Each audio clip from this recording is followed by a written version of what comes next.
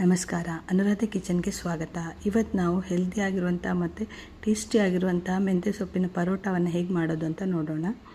ಇದಕ್ಕೆ ನೋಡಿ, ಒಂದು ಕಪ್ ಬೌಲಲ್ಲಿ ಒಂದು ಕಪ್ಪಷ್ಟು ಮೊಸರು ತೊಗೊಂಡಿದ್ದೀನಿ, ಸ್ವಲ್ಪ ಖಾರದ ಪುಡಿ, ಸ್ವಲ್ಪ ಇಲ್ಲಿ ಕಾಶ್ಮೀರಿ ಚಿಲ್ಲಿ ಪೌಡ್ರ್ ಹಾಕ್ಕೊಂಡಿದ್ದೀನಿ, ಸ್ವಲ್ಪ ಅರಿಶಿನ, ಗರಂ ಮಸಾಲ, ಚಾಟ್ ಮಸಾಲ, ಹಾಗೆ ಶುಂಠಿ ಬೆಳ್ಳುಳ್ಳಿ ಪೇಸ್ಟ್ ಒಂದು ದೊಡ್ಡ ಸ್ಪೂನ್ ತೊಗೊಂಡಿದ್ದೀನಿ, ಸಣ್ಣಕ್ಕೆ ಹೆಚ್ಚಿದಂತಹ ಮೆಂತ್ಯ ಸೊಪ್ಪು ಒಂದು ಬೌಲು, ರುಚಿಗೆ ತಕ್ಕಷ್ಟು ಉಪ್ಪು, ಹಾಗೆ ಒಂದು 2 ಸ್ಪೂನ್ ಆಗುವಷ್ಟು ನಾವು ಇಲ್ಲಿ ಕಡಲೆ ಹಿಟ್ಟನ್ನು ಸೇರಿಸ್ಕೊಳ್ತಾ ಇದ್ದೀನಿ. ಈ ಕಡಲೆ ಹಿಟ್ಟು ಸೇರಿಸ್ಕೊಳ್ಳೋದ್ರಿಂದ ಬ್ಲೆಂಡಿಂಗು ಚೆನ್ನಾಗಾಗುತ್ತೆ ಮತ್ತು ಪರೋಟ ಸಾಫ್ಟಾಗಿ ಬರುತ್ತೆ, ಟೇಸ್ಟು ಚೆನ್ನಾಗಿರುತ್ತೆ.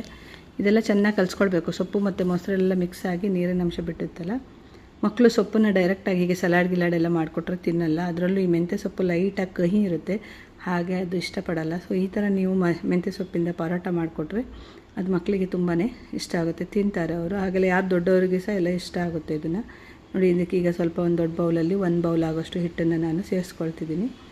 ಫಸ್ಟಿಗೆ ನೀರೇನು ಹಾಕೋದು ಬೇಡ, ಈ ಹಿಟ್ಟನ್ನು ಸ್ವಲ್ಪ ಸೇರಿಸ್ಕೊಂಡು ಚೆನ್ನಾಗಿ ಕಲಿಸ್ಕೊಳ್ಳೋಣ. ಅದರಲ್ಲಿರೋ ನೀರಿನ ಅಂಶ ಎಲ್ಲ ಇರುತ್ತಲ್ವ, ನೀಟಾಗಿ ಕಲಿಸ್ಕೊಂಡು ಮತ್ತೆ ಎಷ್ಟು ಬೇಕಷ್ಟು ಎಕ್ಸ್ಟ್ರಾ ನೀರನ್ನು ಸೇರಿಸಿ ಹಿಟ್ಟನ್ನು ಕಲಿಸ್ಕೊಳ್ಳೋಣ. ಈ ಪರೋಟ ಮಾಡೋದ್ರಿಂದ ಮತ್ತೊಂದು ಏನಪ್ಪ ಅಂದರೆ, ಲಂಚ್ ಬಾಕ್ಸಿಗೆ ಏನು ಹಾಕೋದು ಮಕ್ಕಳಿಗೆ ಅಂತ ಯೋಚನೆ ಇರುತ್ತಲ್ವ, ಈ ಥರ ಪರೋಟ ಮಾಡಿ ಹಾಕಿದರೆ ಮಕ್ಕಳು ನೀಟಾಗಿ ತಿಂತಾರೆ.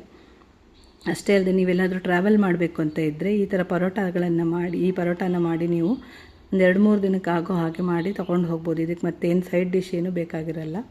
ನೋಡಿ, ಇಲ್ಲಿ ಸ್ವಲ್ಪ ಎಣ್ಣೆ ಹಾಕಿ ಇನ್ನೊಂದು ಸ್ವಲ್ಪ ಅದನ್ನು ಚೆನ್ನಾಗಿ ಎಣ್ಣೆ ಎಲ್ಲ ಸವರಿ ಅರ್ಧ ಗಂಟೆ ನಾವು ಇದನ್ನು ಬಿಡೋಣ. ಆಗ ಅರ್ಧ ಗಂಟೆ ನೆಂದರೆ ಹಿಟ್ಟು ಸ್ವಲ್ಪ ಸಾಫ್ಟಾಗಿ ಬರುತ್ತೆ ಪರೋಟ ಅನ್ನೋ ಕಾರಣಕ್ಕೆ ಅರ್ಧ ಗಂಟೆ ಇದನ್ನು ಮುಚ್ಚಿಡ್ತಿದ್ದೀನಿ. ಇದಕ್ಕೆ ನಾನು ಸೈಡ್ ಡಿಶ್ ಆಗಿ ಒಂದು ಅರ್ಧ ಕಪ್ಪಷ್ಟು ಮೊಸರು ತೊಗೊಂಡಿದ್ದೀನಿ. ಈ ಮೊಸರಿಗೆ ನಾವು ಸ್ವಲ್ಪ ಖಾರದ ಪುಡಿ ಹಾಕಿ ಮತ್ತು ಅದಕ್ಕೆ ಸ್ವಲ್ಪ ಉಪ್ಪು ರುಚಿಗೆ, ಹಾಗೆ ಸ್ವಲ್ಪ ಚಾಟ್ ಮಸಾಲ ಹಾಕ್ತಾಯಿದ್ದೀನಿ, ಸ್ವಲ್ಪ ಬ್ಲ್ಯಾಕ್ ಸಾಲ್ಟು, ಒಂದು 2 ಸ್ಪೂನು ಸಕ್ಕರೆ, ಇದೆಲ್ಲ ಮಿಕ್ಸ್ ಮಾಡೋಣ ಚೆನ್ನಾಗಿ. ಇದು ಹುಳಿ ಖಾರ ಸಿಹಿ ಎಲ್ಲ ಮಿಕ್ಸ್ ಆಗಿ ಒಂಥರ ಚೆನ್ನಾಗಿರುತ್ತೆ, ಕಟಮಿಟ ಅಂತಾರಲ್ಲ ಆ ಥರ ಇರುತ್ತೆ ಇದು. ಸೊ ಈಗ ನೋಡಿ, ಇಲ್ಲಿ ಅರ್ಧ ಗಂಟೆ ಆಯಿತು, ಹಿಟ್ಟು ಚೆನ್ನಾಗಿ ನೆಂದು ಸಾಫ್ಟಾಗಿದೆ. ಇದನ್ನು ನಾವು ಸ್ವಲ್ಪ ನೀಟಾಗಿ ನಾದ್ಕೊಂಡು ಉಂಡೆ ಮಾಡ್ಕೊಳ್ಳೋಣ. ಈ ಉಂಡೆ ಏನಂದರೆ, ನೀವು ನಾರ್ಮಲಾಗಿ ಚಪಾತಿ ಮಾಡ್ತಿರಲ್ಲ ಅದಕ್ಕಿಂತ ಸ್ವಲ್ಪ ದೊಡ್ಡದು, ಹಾಗಂತ ಈ ಸ್ಟಫ್ಡ್ ಪರೋಟ ಮಾಡ್ತಿರಲ್ಲ ಅದಕ್ಕಿಂತ ಸ್ವಲ್ಪ ಚಿಕ್ಕದು, ಆ ಥರ ಹದದಲ್ಲಿ ತೊಗೊಳ್ಳಿ. ಸೊ ತೊಗೊಂಡು ಇದನ್ನು ನಾವು ಲಟ್ಟಿಸ್ಕೊಳ್ಳೋಣ. ಲಟ್ಸೋವಾಗೂ ಅಷ್ಟೇ ಇದು ಎಷ್ಟು ಬೇಕಾದರೂ ತೆಳು ಲಟ್ಟಿಸ್ಬೋದು, ಹಾಗಾದರೆ ತುಂಬ ತೆಳು ಮಾಡಬೇಡಿ. ಪರೋಟಕ್ಕಿಂತ ಸ್ವಲ್ಪ ತೆಳು ಇರಲಿ, ಆದರೆ ಚಪಾತಿಗಿಂತ ಸ್ವಲ್ಪ ದಪ್ಪ ಆಗಿರಲಿ, ಆ ಥರ ಲಟ್ಟಿಸ್ಕೊಳ್ಳಿ.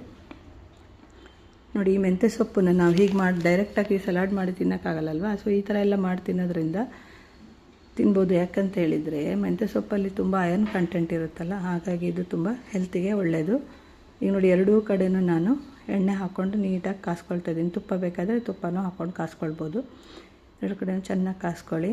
ಅಂದರೆ ಯಾವುದೇ ಕಾರ್ನರನ್ನು ಬಿಡಬೇಡಿ, ಅಂತ ಚೆನ್ನಾಗಿ ಬೇಯೋ ಥರ ಕಾರ್ನರ್ನೆಲ್ಲ ಇದು ಮಾಡಿ ಪ್ರೆಸ್ ಮಾಡಿ ನೀಟಾಗಿ ಕಾಸ್ಕೊಳ್ಳಿ. ನೋಡಿ, ಈ ಥರ ಸಾಫ್ಟಾಗಿರುವಂಥ ಪರೋಟ ರೆಡಿಯಾಗಿರುತ್ತೆ. ಹಾಗೆ ಎಲ್ಲ ಲಟ್ಟಿಸಿಟ್ಟಂಥ ಎಲ್ಲ ಪರೋಟಗಳನ್ನು ಒಂದೊಂದಾಗಿ ನೀಟಾಗಿ ಕಾಸ್ಕೊಂಡ್ಬಿಡಿ.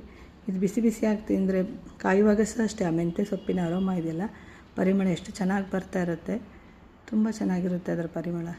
ಹೀಗೆ ಮಾಡಿಕೊಂಡ್ರೆ ಎಲ್ರಿಗೂ ಇಷ್ಟ ಆಗುತ್ತೆ. ನೋಡಿ, ಇಲ್ಲಿ ನೋಡುವಾಗಲೇ ಗೊತ್ತಾಗ್ತಿದೆ ನಿಮಗೆ ಎಷ್ಟು ಸಾಫ್ಟಾಗಿ ಬಂದಿದೆ ಪರೋಟ ಅಂಥೇಳಿ. ಇದನ್ನು ಬೆಣ್ಣೆ ಒಟ್ಟಿಗೆ ಸಹ ತಿಂದ್ರೂ ಭಾರಿ ಚೆನ್ನಾಗಿರುತ್ತೆ. ಏನು ಇಲ್ಲದೇನೂ ತಿನ್ಬೋದು, ಬೇಕಾದರೆ ಈ ಥರ ಕೆಚಪ್ಪು, ಉಪ್ಪಿನಕಾಯಿ, ಮೊಸರಲ್ಲೂ ತಿನ್ಬೋದು. ನಿಮ್ಗೆ ಈ ಅಡುಗೆ ಇಷ್ಟ ಆಗಿದರೆ ಲೈಕ್ ಮಾಡಿ, ಶೇರ್ ಮಾಡಿ, ನನ್ನ ಚಾನಲ್ನ ಸಬ್ಸ್ಕ್ರೈಬ್ ಮಾಡ್ಕೊಳ್ಳಿ. ಎಲ್ರಿಗೂ ಒಳ್ಳೆಯದಾಗಲಿ. ಶುಭ ದಿನ.